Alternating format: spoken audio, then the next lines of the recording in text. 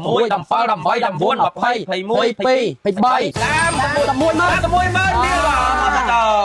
គូលហេតុអីបងយកផលិតផលមកអ៊ី ដោយសារផលិតផលហ្នឹងខ្ញុំជឿជាក់និយាយចំទៅគឺខ្ញុំជឿជាក់លើម្ចាស់ brand ហ្មង អូ